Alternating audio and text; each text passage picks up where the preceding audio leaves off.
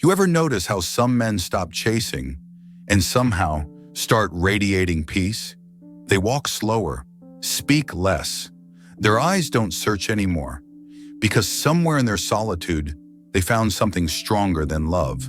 Self-command, not bitterness, not ego, just clarity.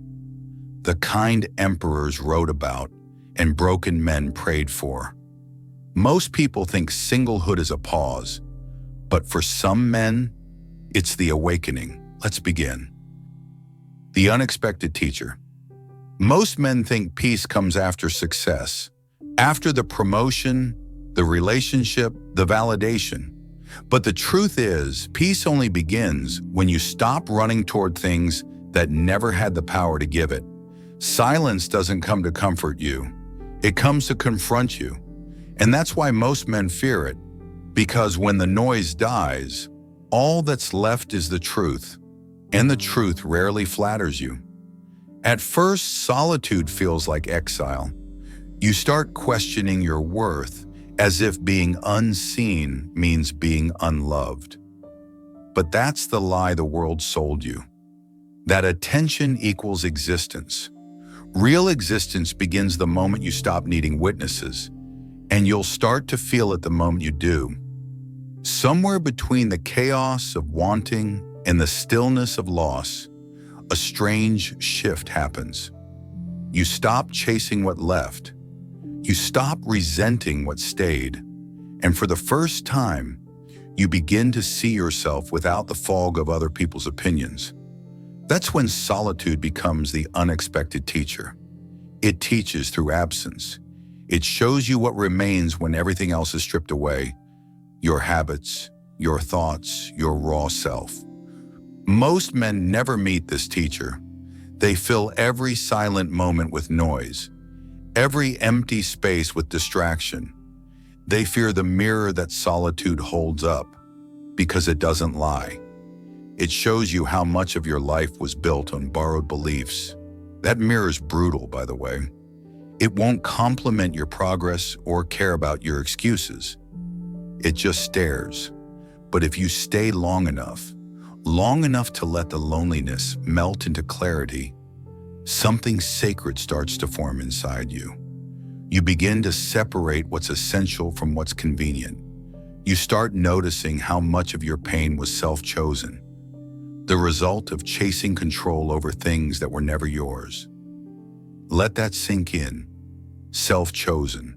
The Stoics called these externals, things outside your command, the opinions of others, the outcome of your efforts. They said peace begins the moment you accept the simple law. You control your mind, not the world. And when you finally live that, not just quote it, everything changes. You stop reacting. You start observing. You stop asking why me and start asking what now. Pause here for a second. Imagine sitting in that silence, the kind where even your thoughts sound honest again. That shift from reaction to reflection is the real mark of power.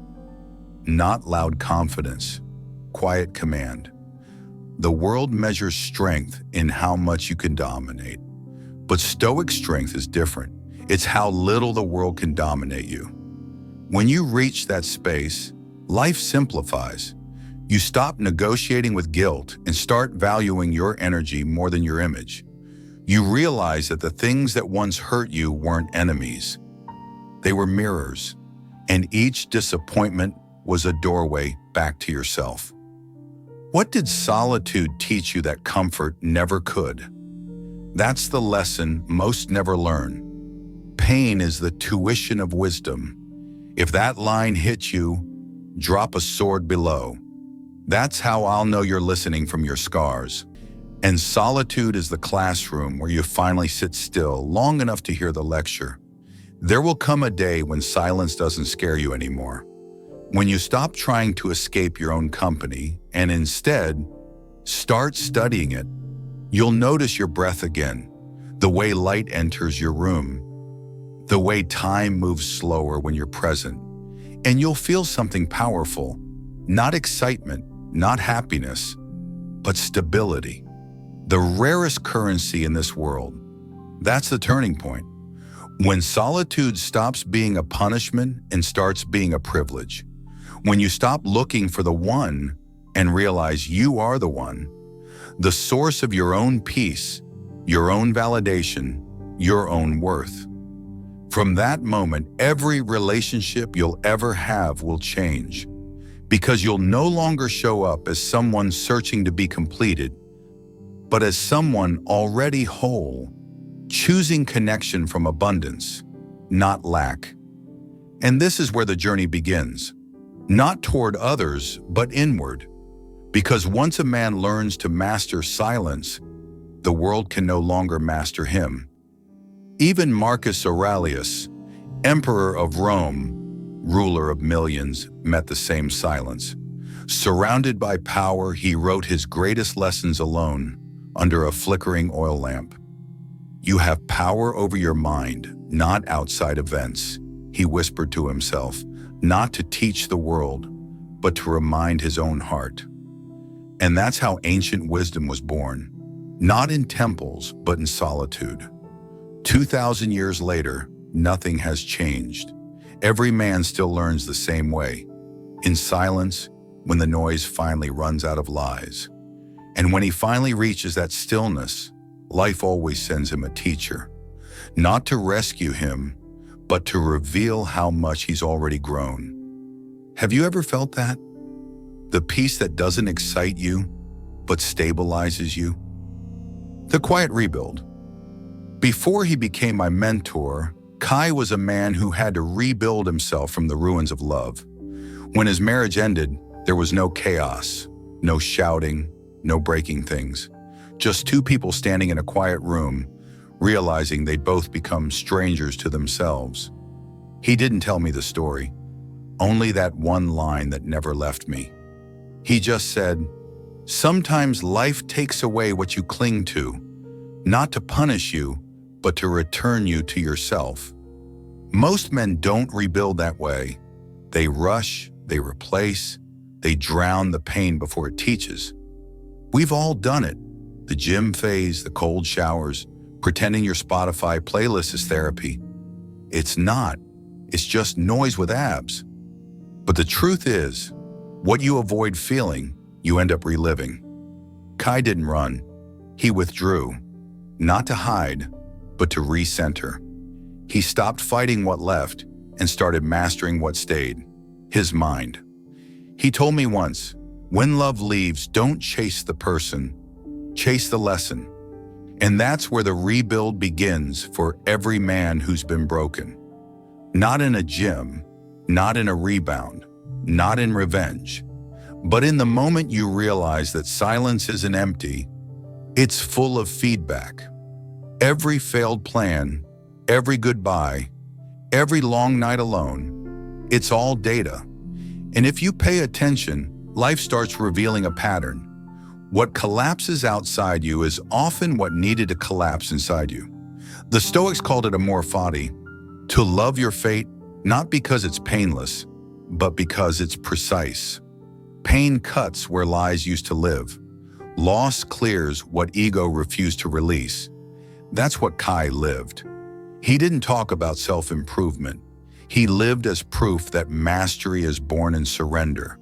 Not the kind of surrender that gives up, the kind that gives in fully to truth. When a man stops asking, "Why did this happen to me?" and starts asking, "What is this teaching me?" everything shifts. The divorce, the betrayal, the silence. They stop being enemies and become instructors. Kai once said, "If it cost your peace, it was too expensive." Simple, stoic, true. Rebuilding isn't about returning to who you were before the damage. It's about remembering who you were before the noise. And from that stillness, you begin to design a life that no longer depends on anyone else's permission. The quiet rebuild looks invisible from the outside because it happens in the mind, not the timeline. But one day you wake up and the weight you carried is gone. Not because someone helped you lift it, but because you finally stop picking it up. That's when solitude stops hurting. That's when peace stops being an idea and becomes your default state. So if you're in that space, the silence after the storm, don't rush. Stay. Let life teach you what noise never could, because that's where every strong man is forged, not in victory, but in stillness. The fortress within. Every man who's been broken eventually faces a choice: rebuild for the world or rebuild for himself. Most don't even realize there's a difference. They start chasing structure, new habits, new goals, new routines. But if you look closer, what they're really chasing is safety. That's how the fortress begins. At first, it's survival. Early mornings, cold showers, discipline as medicine. You start cutting out people who drain you. You tighten your circle. You measure everything: sleep, work, time, emotion. And it works for a while. The chaos quiets, the noise fades. You begin to feel in control again. But control is tricky. It feels like peace, until you realize it's just fear wearing armor. That's the danger of the fortress. The more walls you build, the smaller your world becomes. The Stoics warned about this. They taught that self-mastery isn't about retreating from life. It's about engaging with it wisely. Epictetus said, "Make the best use of what is in your power and take the rest as it happens." Yet most of us twist that into isolation, into a life of avoidance. You start convincing yourself that solitude is purity, that people are distractions, that nothing is worth your peace. But peace that can't handle people isn't peace. It's escape, and that's okay. Every man hides before he heals. Still, the fortress serves a purpose. Every man needs a season of walls, a place to heal, to build, to learn the sound of his own mind. Inside those walls, you meet your patterns. You see how often you used attention as validation, how often you confused busyness for meaning. You learn that consistency doesn't make you cold. It makes you stable. Discipline becomes the scaffolding that holds your emotions steady. Until you start lecturing your coffee mug about consistency, that's when you know you've overtrained your discipline muscle. Routine becomes the quiet proof that you can trust yourself again. You stop waiting for motivation and start respecting momentum. But after a while, the fortress begins to echo. It becomes too safe, too predictable. You start to wonder if the same walls that protected you are now keeping life out. Have you ever mistaken peace for escape? That's when a new kind of courage is required. Not the courage to fight, but the courage to open the gate. Marcus Aurelius wrote, "What stands in the way becomes the way." For most men, what stands in the way isn't the world. It's their own armor. The routines that once healed now numb. The independence that once freed now isolates. And the silence that once centered you now asks, "Are you living or just avoiding pain efficiently?" That question hurts because it's true. You can build a perfect life alone and still feel empty inside. Not because solitude failed, but because it was never meant to be permanent. It was meant to be a phase, a sacred space to reset before re-entering life with clearer eyes. The fortress isn't the destination, it's the training ground. It's where you learn emotional control, not emotional disconnection. It's where you learn that peace isn't about shrinking your world, it's about expanding your awareness. When a man reaches that realization, the walls don't crumble, they simply become transparent. He's still disciplined, still calm, still grounded. But now he lets light in. He lets people in. Because mastery without connection isn't strength. It's loneliness in disguise. So if you're building your fortress right now, keep building. Make it strong. But remember this: a fortress is meant to protect you while you heal, not to hide you when you're ready. There will come a day when your silence no longer needs defending, when solitude becomes strength, not separation. And when that day comes, you'll walk out of the fortress not as someone escaping the world, but as someone finally ready to meet it. Pause there. That's what freedom quietly feels like. Are your walls protecting you or just keeping life out? If you're rebuilding right now, this is your space. Drop one word in the comments, still, so I'll know you're walking the same path. The indifferent freedom. Freedom doesn't arrive with applause. It creeps in quietly. The day you stop explaining yourself. The moment you stop checking if someone understands you and realize they don't need to. There was a man I once met, successful, sharp, well-liked. From the outside, he had everything most men work decades to earn, but his life was a performance. Every decision had an audience. Every move waited for approval. He wasn't living, he was managing perception. Until one day, everything collapsed. A business deal gone wrong, a reputation questioned.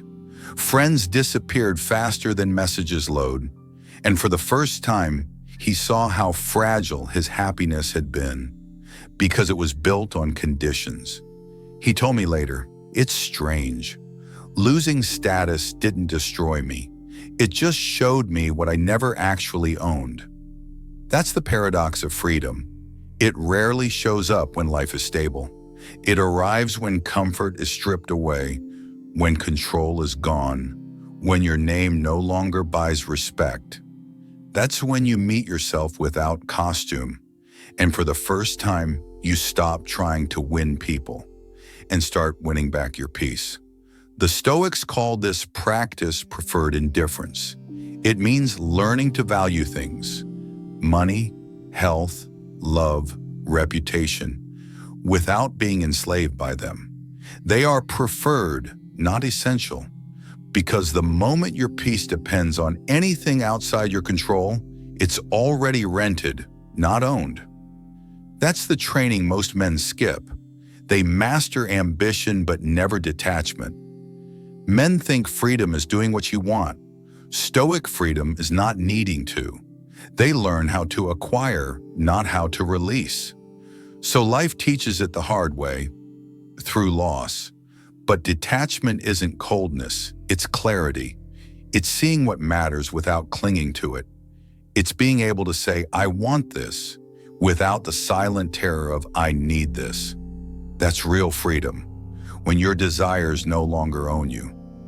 Epictetus was born a slave, yet wrote, "No man is free unless he is master of himself." The world held his body, never his mind. The world had his body, but never his mind. Imagine that, a slave teaching emperors how to be free. Pause for a second. Let that settle. He taught that detachment isn't withdrawal. It's the rebellion of the soul against everything it cannot control. Now bring it back to you. What owns your peace right now that shouldn't? And that's what true Stoic freedom is. Not walking away from life, but walking through it untouched. Think of the chains you've carried. Needing to be right, needing to be seen, needing to be chosen. Each of those is a quiet addiction, and detox begins when you stop negotiating with your worth. Freedom begins where justification ends, and it always starts quieter than you expect. Try explaining that to your friends, though. They'll still think you're going through a phase. "Bro, are you okay?" "Yeah, I just stopped chasing illusions." The Stoics didn't escape society. They redefined how to live within it. They wore loss like armor, not because they were numb, but because they'd practiced acceptance so deeply that nothing external could bankrupt their peace. They called this inner citadel, the unshakable self built not on victory, but on surrender to truth. When the man I told you about lost everything, he didn't vanish. He simplified. He stopped chasing partnerships built on ego and started rebuilding from integrity. He said, I used to think I needed more power. Turns out I just needed less permission. That's when you know you've crossed the invisible line between dependence and freedom. When you no longer perform for attention, but act from intention. When you stop trying to be impressive and start being real. When you stop forcing life to agree with you and simply agree with life. The world calls that giving up. The Stoic calls it liberation. And here's the strange thing. When you stop needing everything, the right things start to come because you've cleared the noise that used to block them. That's the paradox of indifference. The moment you stop grasping, life stops resisting.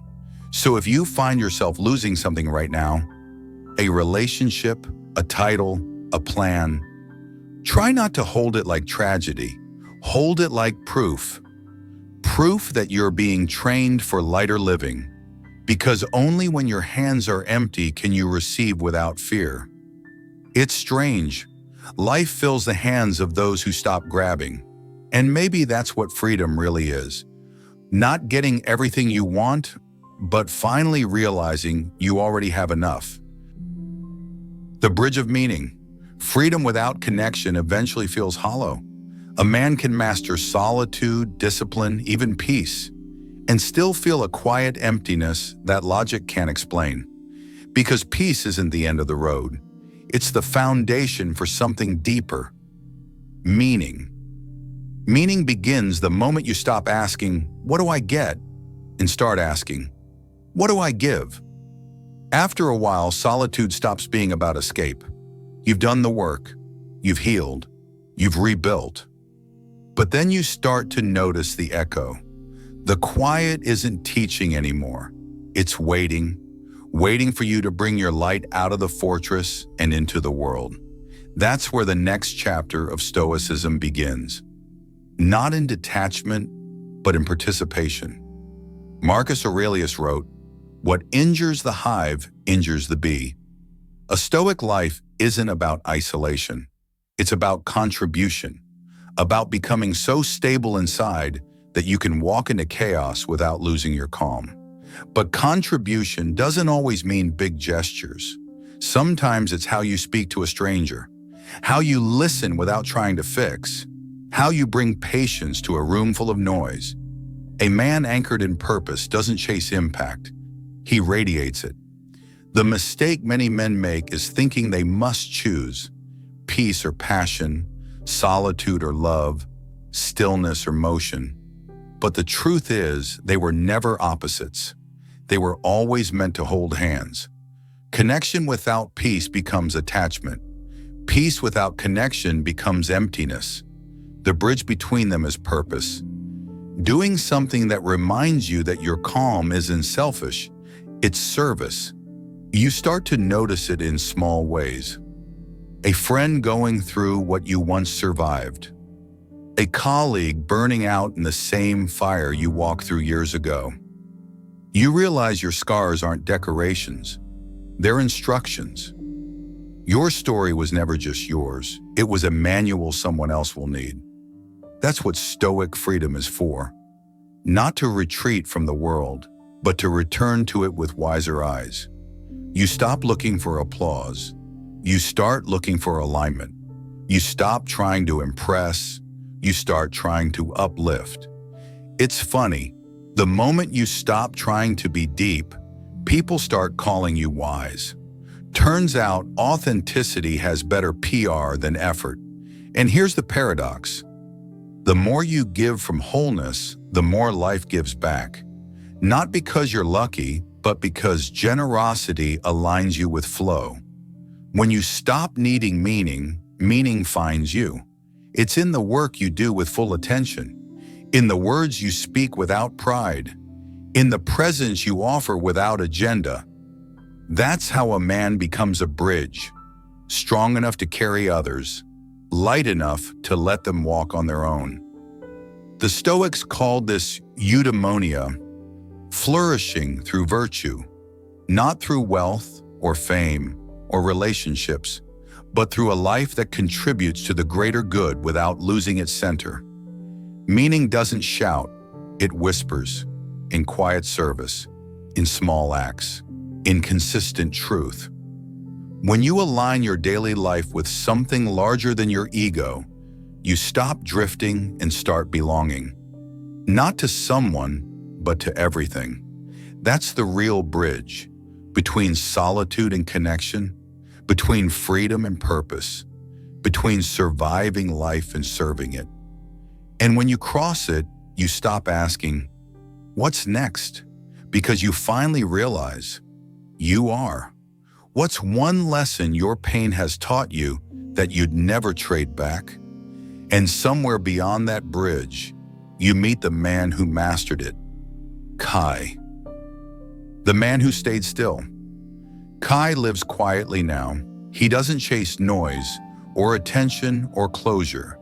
His life has narrowed into something simple, not empty, but essential.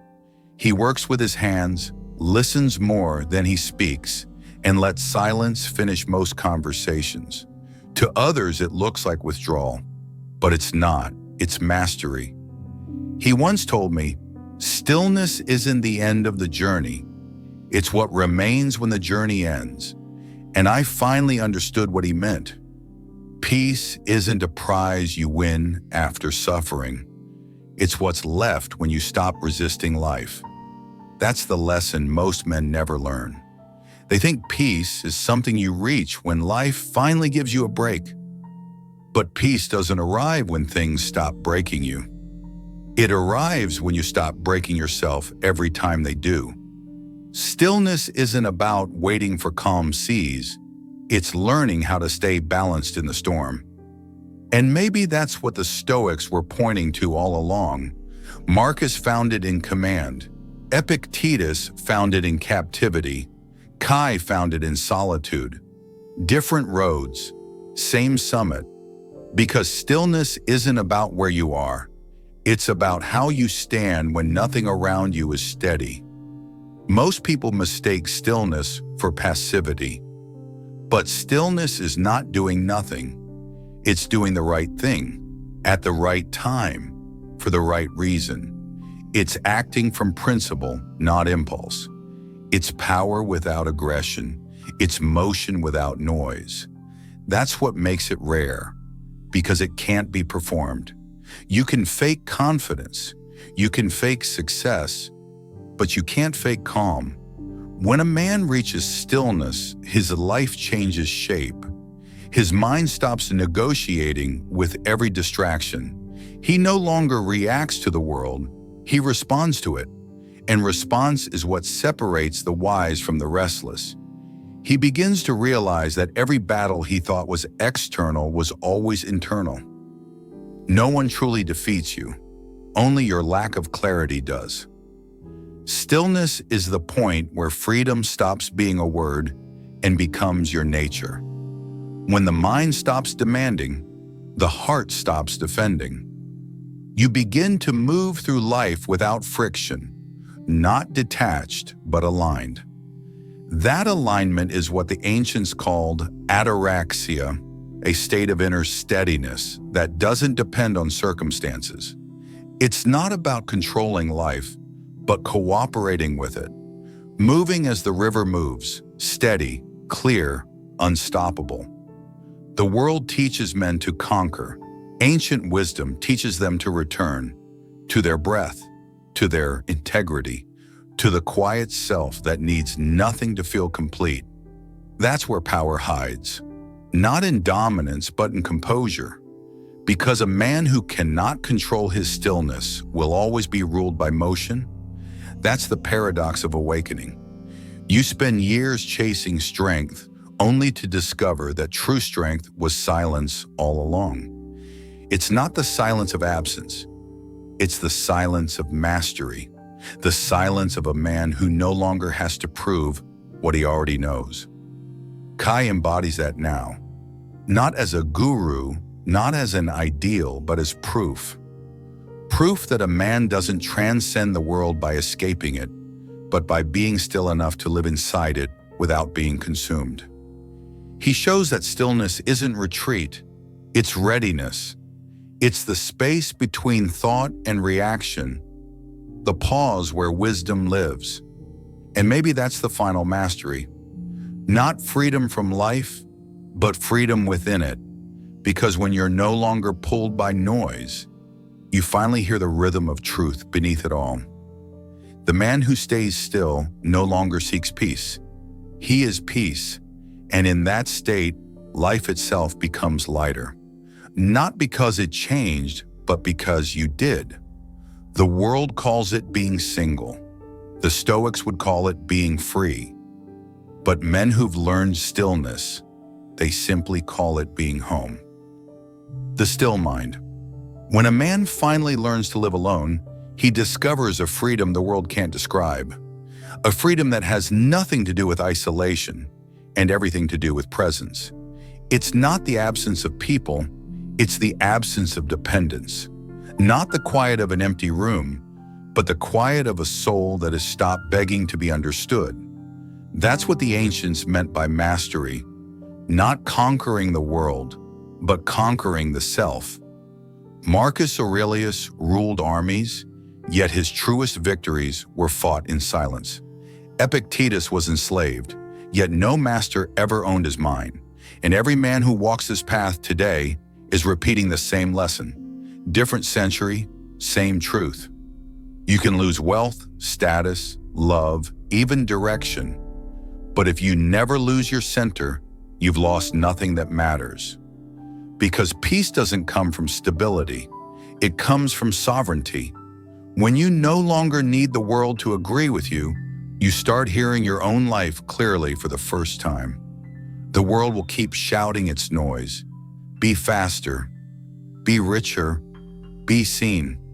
But wisdom whispers the opposite. Be still, be honest, be whole. And when you finally listen to that voice, you realize that solitude was never punishment. It was preparation. Preparation to see without illusion, to feel without attachment, to live without pretending. That's what the Stoics taught all along. Peace isn't after the battle. It begins when you stop fighting what's already true. Meaning isn't waiting out there. It's built quietly, moment by moment, by the man you choose to be when no one's watching. Maybe wisdom isn't learned. It's remembered when the noise finally fades. Because everything changes when you stop chasing and start becoming. You stop asking life for guarantees. You stop trying to fix what time will reveal. You simply live, clean, grounded, steady. And one day you'll notice, you're not waiting for life to start anymore. You're already in it, breathing, observing, choosing, forgiven. That's the quiet enlightenment no one can give you. The moment you stop trying to be more and finally allow yourself to be enough. That's the essence of Stoicism, the inheritance of any man who can be alone without being lonely. The ancients called it virtue. Today we call it peace. Different words, same thing. So let the world race. Let the noise continue. You've already found what it's searching for, because the man who stays still has already arrived. If this spoke to you, you've just lived another quiet chapter of the Move or Die Stoic. Leave your mark below. I read every word. Like, share, and subscribe. Not for numbers, but to keep this circle of men awake together. This is the wisdom of the still mind. This is what it means to be free,